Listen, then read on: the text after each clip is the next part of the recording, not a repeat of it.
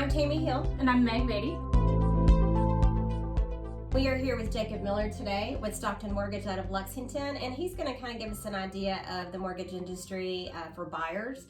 We have several buyers who have lots of questions about different loan types. And Jacob, tell us about the different loans. Yeah, thanks for having me. So the main loan types are conventional, FHA, VA, and USDA. So starting with conventional, conventional is a great product. They're all great products, but conventional requires, for a first-time home buyer, 3% down payment.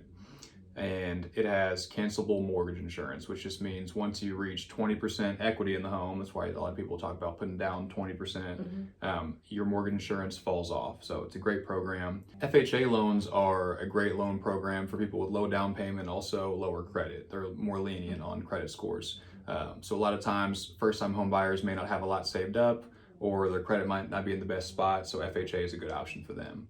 VA loans are for qualified veterans. They have zero down payment, no mortgage insurance, so any veteran, I think that is a great loan product for them. And then USDA loans, also called rural housing loans, are really popular here in Kentucky, outside the major cities, Louisville, Lexington, stuff like that. But you can look up if properties eligible for a 0% down USDA loan. That's a great option too. Yeah, we have a lot of that here in Madison County. We do, and it's interesting because you can actually, anybody can go on and Google like the USDA eligibility. It'll give you what the eligibility is and also like which areas, which is a big, like a lot of people think you can't do it if it's like near the city, that it has to be completely rural, and that's not the case. So right. Yeah.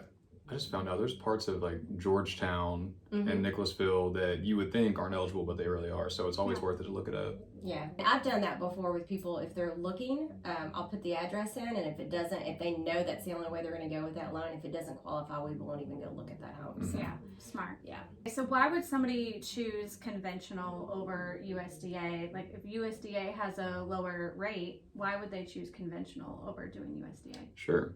So sometimes, especially with government loans like USDA or FHA and VA, the appraisal process might be a little bit stricter.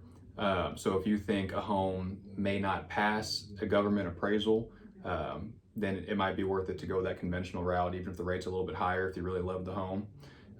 But up front, if you look at the home, talk to your lender, they'll be able to let you know if they think the home will pass that appraisal, and if it will be okay to go that USDA or government route. Okay.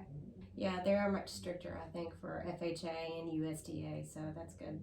So we get a lot of different questions from buyers, and I'm sure that you probably get the same ones, because whenever I get one, I answer it the best that I can, but a lot of times I'll send them to the expert, which is our lenders.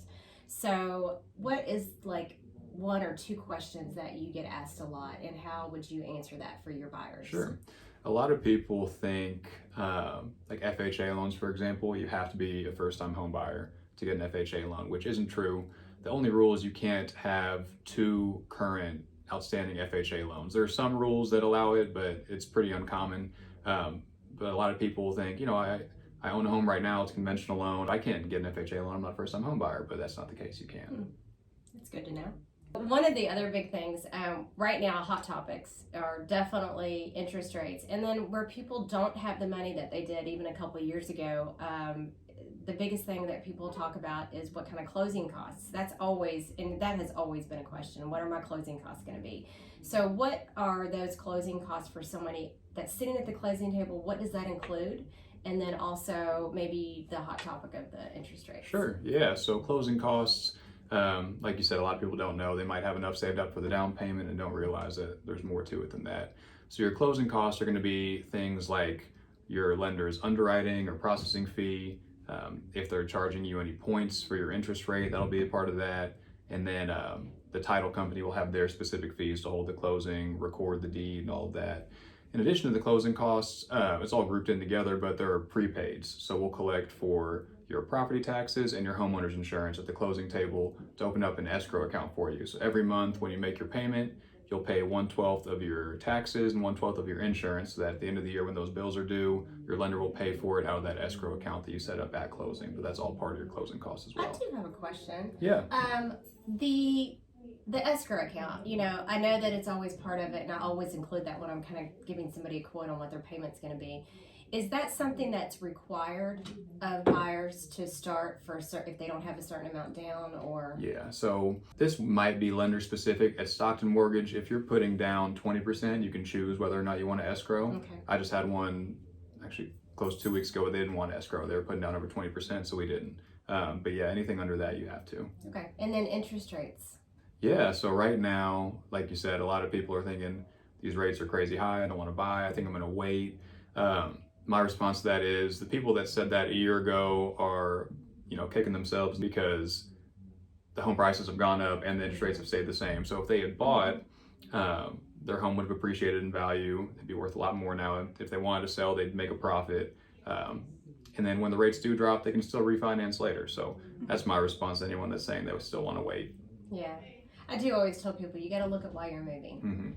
What's the whole reason for moving, and that goes along with the whole buying power. Like, people don't understand what buying power is. How do you explain that to people? Yeah, so when that's something I get a lot is people saying we're just going to save up for a bigger down payment, which might increase their buying power. But if the home prices keep going up, then it doesn't really matter how much they're saving for that down payment. It'll still be the same percentage of the type of home they're looking for. So their buying power might not really increase unless they get a raise in their job or something like that. So Jacob, what kind of credit score do clients need in order to get a house? Sure.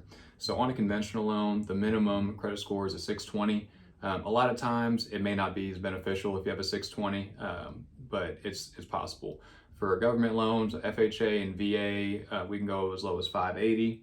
And then for a USDA loan, 640, but sometimes there's a little bit of wiggle room if you have some other compensating factors, like if your debt to income ratios are low, then you might be able to go a little lower than that. Okay, so some people don't know a lot about credit scores. So you said those numbers, but what is like a really good credit score that people would be striving for? Yeah, so 850 is the highest possible credit score. Once you get above 740 to 780, anywhere in there, your rate's going to be the exact same as if you have that 850. So it's not going to make any difference. So I'd say that 740 is really what people strive for. That's when you're going to get the best rates. Awesome, 740, everybody. Okay, so what about down payment? So we talked about not having a down payment with a USDA or a VA, but are there any down payment assistant programs, or what do you look for as a lender? Sure. As a down payment? Yeah, so even with those VA and USDA loans with zero down payment, you'll still have closing costs. So there will always be some sort of cost for any type of loan you do. One thing we do, if someone really doesn't have the money to bring or doesn't want to bring anything, we do offer down payment assistance through Kentucky Housing Corporation. The requirements are having a 620 credit score, and there's income limits based on the county you're in, but they range from about 120 to 150,000 for the year, roughly.